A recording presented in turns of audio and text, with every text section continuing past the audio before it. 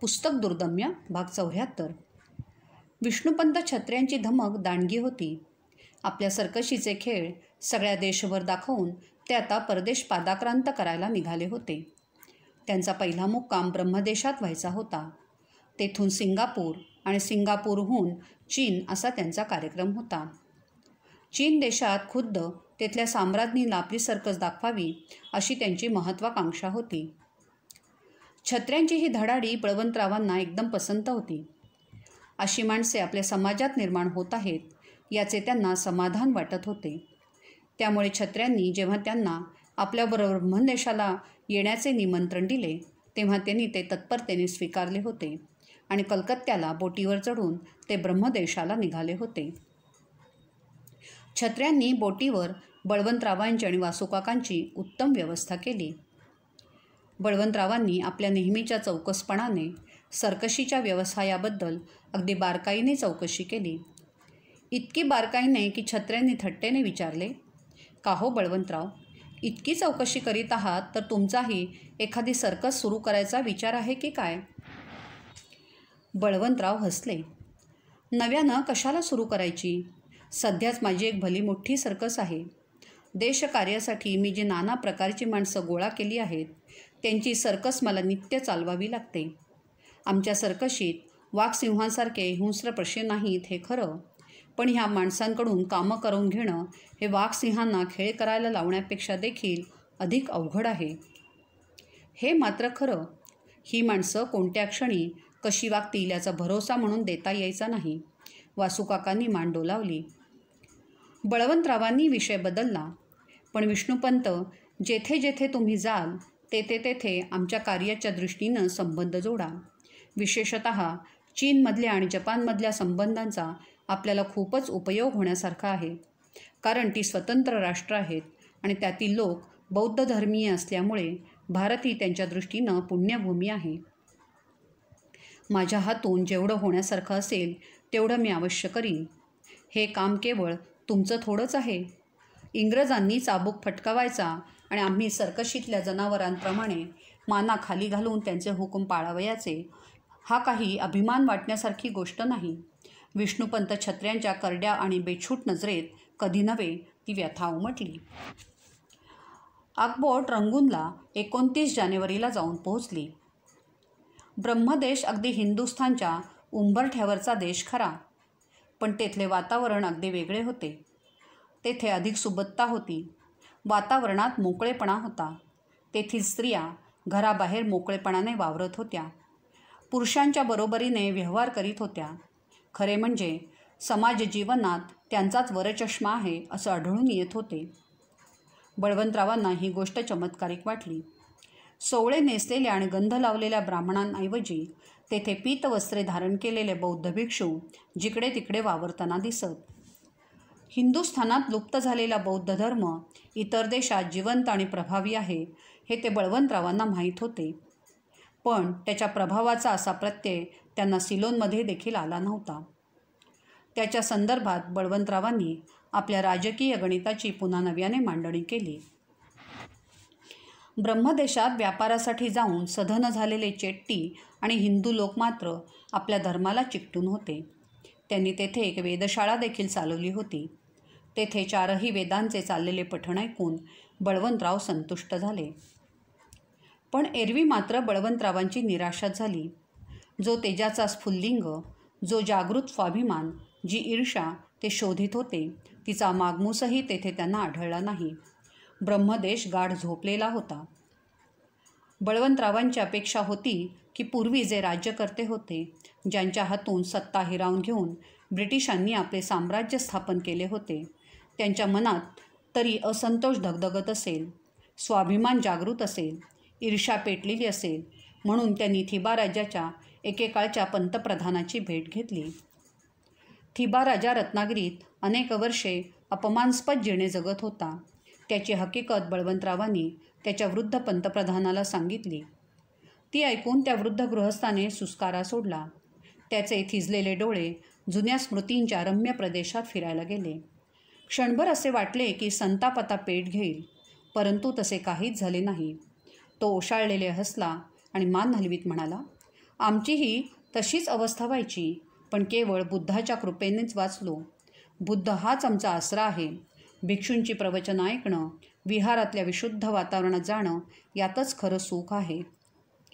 बळवंतरावांनी ओळखले की या गृहस्थाकडून काहीच हालचाल होण्याची शक्यता नाही. म्हणून त्यांनी थिबा राजाचे इतर मंत्री आणि सेनानायक यांची चौकशी केली, पण त्यातून काही निष्पन्न झाले नाही. ब्रह्मदेशात सगळी सामसूमच होती. सगळ्या भेटीगाठी घेऊन झाल्यावर बळवंतराव वासूकाकांना म्हणाले, परदेशातल्या राष्ट्रीय चळवळींशी संबंध जोडण्याच्या प्रयत्नातून सध्या तरी काही निष्पन्न होईल असं दिसत नाही. चीन हा स्वतंत्र देश खरा, परंतु तेथेही असाच अनुभव येईल असं दिसतं. येथला सगळा मामला अगदीच थंड दिसतोय खरा. ब्रह्मदेशाची स्थिती सिलोनसारखी नाही. तेथील लोकांना धर्माचा अभिमान आहे, पण त्यातून राष्ट्रप्रेम मात्र निर्माण झालेलं दिसत नाही. उलट आपल्या देशात धर्माभिमानातून राष्ट्रीय चळवळींची प्रेरणा निर्माण झाली आहे. असा फरक का असावा? हिंदू धर्म आणि बौद्ध धर्म यांच्या प्रकृतीत झोभेद आहे, त्यामुळे तर असं होत नाही. बळवंतराव स्वतःशीच विचार करीत होते. तसं असेल तर नेपाळच्या बाबतीत काही वेगळा अनुभव येईल. तेथे काही संधान जुळवता येतं का ते पाहिलं पाहिजे. वासूकाकांना संधाने जुळवायची फार हौस होती. बळवंतराव आपल्याच विचारात मग्न होते. नाही म्हणायला जपानमध्ये मात्र जिवंतपणा आणि तेज आहे असं दिसतं, पण त्यांचं राष्ट्रप्रेम बौद्ध धर्माच्या अभिमानातून निर्माण झालं असं दिसत नाही. चीनहून पुढे जपानलाही आपली सर्कस न्या असं विष्णुपंतांना सुचवलं पाहिजे. वासूकाका ताबडतोब जपानला पोचायची तजवीज करू लागले. बळवंतराव अजून आपल्याच विचारात होते. ते एकदम हसले. बाकी आमच्या सुधारक मंडळींना या ब्रह्मदेशात आणलं तर त्यांचा चांगलाच भ्रमनिरास होईल. येथे त्यांना हव्या असलेल्या सर्व सुधारणात मुळातच आहेत. स्त्री स्वातंत्र्य इतकं आहे की ते पाहून आमचा हरिभाऊ आपटे आनंदानं नाचू लागेल. पण त्यामुळे राजकीय जागृती झाली आहे असं मात्र मुळीच आढळत नाही. राजकीय जागृतीमागच्या प्रेरणा वेगळ्या असतात ही साधी गोष्ट ह्या मंडळींच्या कशी ध्यानात येत नाही याचंच खरं आश्चर्य वाटतं. रंगूनचा मुक्काम संपवून बळवंतराव मंडालेला गेले आणि तेथे थोडा मुक्काम करून मग हिंदुस्थानला परतले. नाना फडणीसांची मोठी रंगीत तसबीर घेऊन धोंडोपंत माडीवर आले. बळवंतरावांनी ती हातात घेऊन चांगली लक्षपूर्वक पाहिली आणि ते म्हणाले, ठीक आहे, एकंदरीत बऱ्यापैकी वठली आहे. विशेषतः नानांची धारदार नजर चित्रकारानं चांगल्या प्रकारे रेखाटली आहे. परंतु राजा रविवर्मा जशी चित्र काढतात तशी काढणं आपल्या इकडच्या चित्रकारांना अजून जमत नाही. दाजीसाहेब खरे त्यावेळी बळवंतरावांच्या घरी मुक्कामाला होते.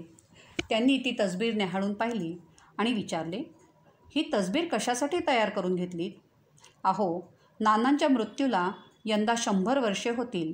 त्या निमित्तानं त्यांचं जन्मस्थान वेळास येथे मोठा उत्सव करायचं तेथील मंडळींनी योजलं आहे. त्यांच्यासाठी ही तसबीर बनवली आहे. धोंडू, तू आत्ता ही तसबीर घेऊन वेळासला जा. या उत्सवासाठी मी एक भाषण देखील लिहून तयार केलं आहे, तेही बरोबर घेऊन जा. आज दुपारच्या गाडीनं मुंबईला गेलास तर उद्या बोटीत बसता येईल. बळवंतरावांना नेहमीप्रमाणे कामं उरकायची घाई सुटली होती. दाजीसाहेब हसले. वा, म्हणजे आता आणखीन हा उत्सव सुरू होणार म्हणायचा. या क्रमानं पहिले बाजीराव, चिमाजीअप्पा, महादजी शिंदे इत्यादिकांचे उत्सव लवकरच सुरू होतील आणि मग वर्षाचे 365 दिवस उत्सव करण्यापलीकडे लोकांना दुसरा काही उद्योगच राहणार नाही. बळवंतराव, हे उत्सवांचा खूळ आता तुम्ही आवर्त घ्या. काय हा लोकांच्या वेळेचा आणि पैशांचा अपव्यय. याऐवजी काही उपयुक्त कार्य लोकांकडून करून घेतलं तर ते हितकारक होईल. बळवंतराव सुपारी कात्रत म्हणाले, अहो, उपयुक्त कार्य करू नका असं का मी म्हणतो आहे, पण बहुसंख्य लोकांना त्याचे हौस वाटत नाही आणि ते करण्याइतका उत्साह आणि कर्तबगारी देखील त्यांच्या अंगी नसते. तेव्हा त्यांच्या प्रकृतीला अनुसरून त्यांना उत्सवच साजरे करायला सांगणं श्रेयस्कर. अहो, पण त्यातून निष्पन्न काय होतं? उत्सव म्हणजे केवळ वेळाचा आणि पैशांचा अपव्यय ही तुमची कल्पना मात्र चुकीची आहे. अहो, उत्सव म्हटला म्हणजे 4 मंडळींनी पुढाकार घेऊन समाजातली सगळी माणसं एकत्र आणावी लागतात. साहजिकच गावोगाव पुढारीपणाचे गुण अंगी असलेली माणसं तयार होतात. तसंच एकमेकांच्या सहकार्यानं कामं करायची गावातल्या मंडळींना सवय होते. पुन्हा लोकात जागृती होऊन आपण देशासाठी काहीतरी करत आहोत अशी भावना निर्माण होते. माझ्या दृष्टीनं ही गोष्ट फारच महत्त्वाची आहे. आपण हतबल झालेलो नसून काहीतरी करू शकतो असं सतत लोकांना वाटत राहिलं पाहिजे. बळवंतराव आपल्या चळवळीचे स्वरूप आणि तत्त्वज्ञान विशद करण्यात रंगून गेले.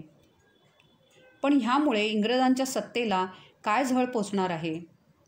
हा एक प्रयोग आहे. निशस्त्र लोकांनी राजकारण कसं करावं त्याचा मार्ग आखण्याचा हा प्रयत्न आहे. या आमच्या सर्व चळवळीतून काही एक शक्ती निर्माण होत आहे. ती कोणत्या ना कोणत्या स्वरूपात आपल्या राजकर्त्यांना जाचक ठरल्याशिवाय राहणार नाही. अहो, तुमचे उत्सव जर असे जाचक ठरू लागले तर सरकार त्यांच्यावर बंदी घालून मोकळं होईल. दाजीसाहेबांना या चळवळीत काही तथ्य आहे हे पटू शकत नव्हते. तर मग आम्ही पान सुपाऱ्या करू. त्यांच्यावरही बंदी आली तर सगळ्यांनी मिळून एकाच वेळी घंटा वाजवू किंवा घरांवर काळे बावटे लावू.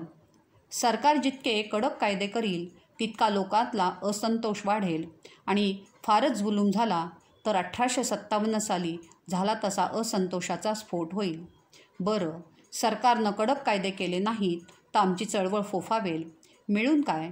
धरलं तर चावतं आणि सोडलं तर पळतं अशी सरकारची अवस्था होणार आहे. बळवंतरावांच्या मुद्रेवर विलक्षण आत्मविश्वास दिसत होता. दाजीसाहेबांनी त्यांच्या चेहऱ्यावरचा तो भाव पाहिला आणि मग पुढे काही न बोलता ते गप्प बसून राहिले.